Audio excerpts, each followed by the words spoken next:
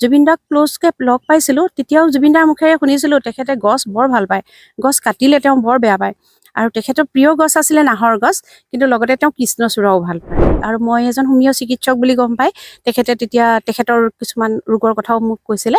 আৰু মই তেতিয়া তেখেতক নিমন্ত্ৰণো জনাইছিলোঁ শিৱসাগৰলৈ, আৰু তেওঁ আহিম বুলিও কৈছিলে। তেখেতে মোৰ ওচৰত ট্ৰিটমেণ্ট কৰিম বুলিও কৈছিলে, কিন্তু মোৰে দুৰ্ভাগ্য সেই দিনটো মোৰ নাহিল। আৰু কোনোদিন ক'ৰবাৰ পৰা জুবিন দাই চাইছে, ভাল কাম কৰিছ এনেকুৱা যেন কৈছে, এইটোও বহুত ফিল কৰিছোঁ আজি। হয়, নমস্কাৰ, মই মুকুল আহোম। আপোনালোকে চাই আছে পিপুলছ টিভি, মানুহৰ কথা আৰু মানুহৰ ব্যথা। সদ্য প্ৰয়াত যিগৰাকী প্ৰাণৰ শিল্পী, অসমীয়াৰ যি হিয়াৰ আমঠু জুবিন গাৰ্গ। জুবিন গাৰ্গে খুব গছ ভাল পাইছিল, তেখেতৰ প্ৰিয় আছিল গছ। আৰু তেখেতে গছক লৈ বহু গীত ৰচিছে, বহু গীত গাইছে, বহু গছ পুলি তেখেতে ৰোপণ কৰিছে বহু সময়ত। নাহৰ তেখেতৰ আটাইতকৈ প্ৰিয় গছ আছিল। আৰু মই বৰ্তমান উপস্থিত আছোঁ শ্ৰী শ্ৰী আউনীআটী সত্ৰৰ প্ৰাংগণত, অৰ্থাৎ চৌহদত। ইয়াতে যি মানৱদ্ৰোহী শিল্পী জুবিন গাৰ্গৰ স্মৃতিত কৃষ্ণচূড়াৰ সুবাস নামেৰে এক অনন্য বৃক্ষৰোপণ কাৰ্যসূচী বিশিষ্ট যি চিকিৎসক শিৱসাগৰৰ ডক্টৰ কবিতা শৰ্মাই ইয়াতে এক বৃক্ষৰোপণ কাৰ্যসূচী ইয়াতে ৰূপায়ণ কৰিছে। তেখেতে জুবিনে যি গছ ভাল পাইছিল, প্ৰাণৰ শিল্পীগৰাকী জুবিন গাৰ্গে যি গছ ভাল পাইছিল, ঠিক তাকে উদ্দেশ্য লৈ তেখেতে ইয়াতে আউনীআটী সত্ৰৰ চৌহদত গছ পুলি ৰোপণৰ এক কাৰ্যসূচী হাতত লৈছে। ইয়াতে যি শিৱসাগৰৰ যিগৰাকী বিশিষ্ট চিকিৎসক ডাক্তৰ কবিতা শৰ্মা বাইদেউ আমাৰ সৈতে উপস্থিত আছে। মই তেখেতৰ সৈতে কথা পাতিবলৈ চেষ্টা কৰিম। তেখেতে কি কাৰণত বা কি উদ্দেশ্য লৈ এই মহান কৰ্মভাগী যি বৃক্ষৰোপণ, গছ মানৱ জীৱনৰ কাৰণে এক অবিচ্ছেদ্য অংগ হ'ল গছ। গছ নহ'লে মানৱ জাতি জীয়াই নাথাকিব। গছৰ অবিহনে মানুহ জীয়াই থকাটো কেতিয়াও সম্ভৱ নহয়। কি উদ্দেশ্য এই যে লৈ তেখেতে এই মহান কাম কৰিবলৈ লৈছে যি আউনীআটী সত্ৰৰ প্ৰাংগণত, মই বাইদেউৰ পৰা জানিবৰ কাৰণে চেষ্টা কৰিম। বাইদেউ, আপুনি ইয়াতে গছ পুলি ৰোপণ কৰিছে আজি আমি দেখা পাইছোঁ। কি উদ্দেশ্য, কি কাৰণত আপুনি এই চিন্তাখিনি কৰিলে? মই 2010 চনমানত এবাৰ আহিছিলোঁ আউনীআটী সত্ৰলৈ। আহোঁতে তেতিয়া খুব গৰম আছিলে। গৰম আহোঁতে আমি সেই মেইন গেটৰ পৰা যেতিয়া খোজকাঢ়ি আহিছোঁ, খুব গৰম লাগোঁতে মই তেতিয়া চাই আহিছিলোঁ। ভাবিলোঁ এতিয়া বহুত গছ দেখিছোঁ, তেতিয়া গছ ইমান নাছিলে। ভাবিলোঁ যে অলপ যদি ইয়াত গছ লগাই দিব পাৰোঁ, তেতিয়া যিমান ভক্ত আউনীআটী সত্ৰলৈ আহে সকলোৱে বৰ গছৰ ছাঁ পাই বহুত ভাল পাব, গতিকে অলপ গছ লগাই দিম। কিন্তু সেই সময়ত মই ইমান প্ৰস্তুতো নাছিলোঁ। মনৰ কথাটো ভাবিছোঁ যদিও মনতে ৰাখি দিলোঁ। 2010 চনৰ পৰা আজি ধৰক ইমান দিনৰ মূৰত, 15-16 বছৰৰ মূৰত মই ইয়ালৈ আহিলোঁ গছ লগোৱাৰ উদ্দেশ্যে। আৰু যোৱা বছৰ আমাৰ যিটো মৰ্মান্তিক ঘটনা, আমাৰ হিয়াৰ আমঠু জুবিন দাৰ মৃত্যু হ'ল। জুবিন দাক ক্ল'জকৈ লগ পাইছিলোঁ তেতিয়াও জুবিন দাৰ মুখেৰে শুনিছিলোঁ তেখেতে গছ বৰ ভাল পায়, গছ কাটিলে তেওঁ বৰ বেয়া পায়। আৰু তেখেতৰ প্ৰিয় গছ আছিলে নাহৰ গছ, কিন্তু লগতে তেওঁ কৃষ্ণচূড়াও ভাল পায়। আৰু মই কৃষ্ণচূড়া বৰ ভাল পাওঁ। সেইকাৰণে এতিয়া আমি সিদ্ধান্ত ল'লোঁ যে যিহেতু আমাৰ ভগৱান কৃষ্ণৰে সত্ৰ, আমাৰ গুৰু কৃষ্ণ, গতিকে আমি কৃষ্ণচূড়াকে ইয়াত ৰোপণ কৰি তেখেতৰ আশীষ গ্ৰহণ কৰি যাতে জীৱন ধন্য কৰিব পাৰোঁ, আৰু জুবিন দাৰ আত্মায়ো যাতে শান্তি পায়, সেয়েহে আজি এটা আঁচনি আমি ল'লোঁ, বৃক্ষৰোপণ আঁচনি। আৰু সেই উদ্দেশ্যে আমি আউনীআটীলৈ আহিলোঁ। আহি এই মহাপ্ৰভুসকলৰ সৈতে আলোচনা কৰি আজি কাম আৰম্ভ কৰিছোঁ। হয়, আপুনি যিহেতু জুবিন গাৰ্গৰ স্মৃতিত এই কাৰ্যসূচী হাতত লৈছে, গতিকে আপুনি জুবিন গাৰ্গক বা আমাৰ প্ৰাণৰ শিল্পীগৰাকী জুবিন দাক আপুনি কেনেধৰণে পাইছিল? মই জুবিন দাক লগ পাইছোঁ, 2-3বাৰ পাইছোঁ। মই 2024 পাইছোঁ, ডিব্ৰুগড়ত পাইছিলোঁ। তেতিয়া আছিলে হোটেল টি কাউণ্টিত পাইছিলোঁ। তেখেত এটা প্ৰগ্ৰেমৰ কাৰণে গৈছিলে, আৰু সেইখন হোটেলত ময়ো আছিলোঁ। মই এটা পৰীক্ষাৰ কাৰণে গৈছিলোঁ। তো জুবিন দাক লগ পোৱাৰ পিছত জুবিন দাই আমি একেলগেই তাতেই হোটেলখনৰ আহাৰ গ্ৰহণ কৰিছিলোঁ। আৰু জুবিন দাই মোৰ লগত 1.5 ঘণ্টা সময় বহি কথা পাতিছিলে, জুবিন দা আৰু মই। তেতিয়া জুবিন দাৰ জীৱনৰ বহুত কথাই মই গম পাইছিলোঁ। তেখেতে কি ভাল পায়, কি নাপায়, সকলো তেওঁৰ যিখিনি দৈনন্দিন ৰুটিনৰ বিষয়েও গম পাইছিলোঁ। আৰু তেখেতে তেতিয়া মোৰ বিষয়ে, মোৰ পৰিচয় সুধিছিলে, আৰু মই এজন হোমিঅ' চিকিৎসক বুলি গম পাই তেখেতে তেতিয়া তেখেতৰ কিছুমান ৰোগৰ কথাও মোক কৈছিলে।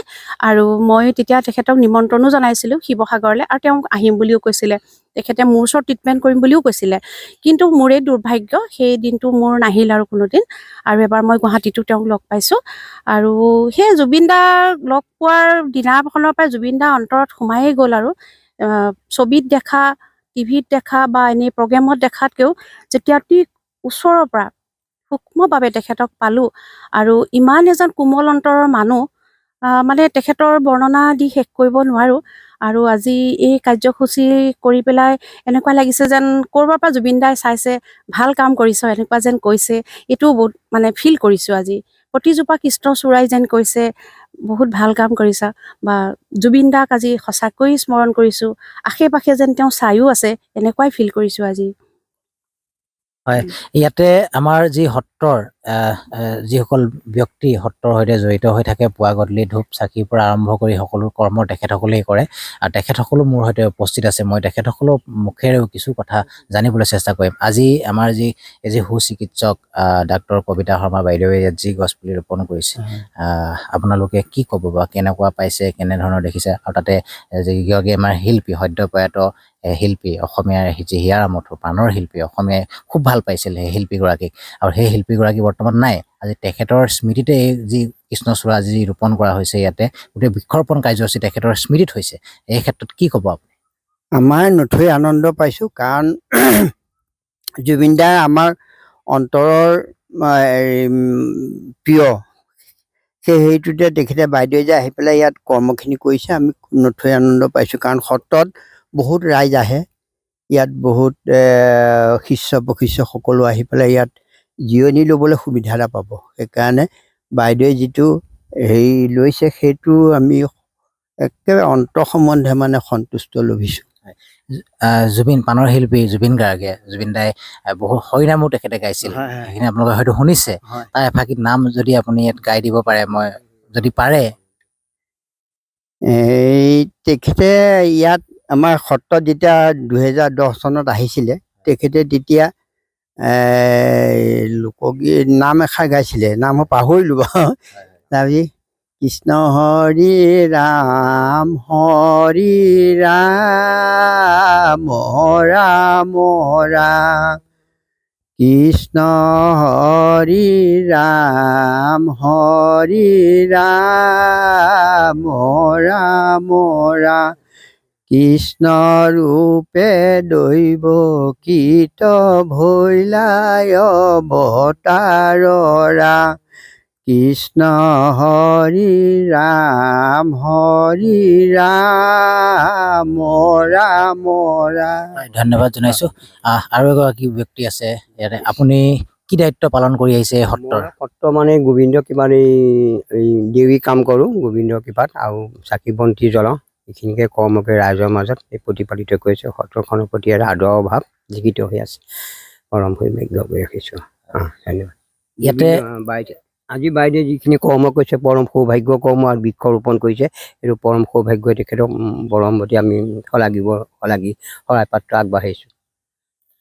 হয়, ইয়াতে যি কবিতা শৰ্মা বাইদেউ ইয়াতে যি গছ পুলি ৰোপণ কৰিছে, ইয়াতে যি সত্ৰ, যি শ্ৰী শ্ৰী আউনীআটী যি সত্ৰ, প্ৰায় 250 বিঘা মাটিৰ এটা বিস্তৃত এলেকা। ইয়াতে বিভিন্ন গছ গছনি, বিভিন্ন ফল মূলৰ গছকে আৰম্ভ কৰি বিভিন্ন গছ গছনি ইয়াত আছে।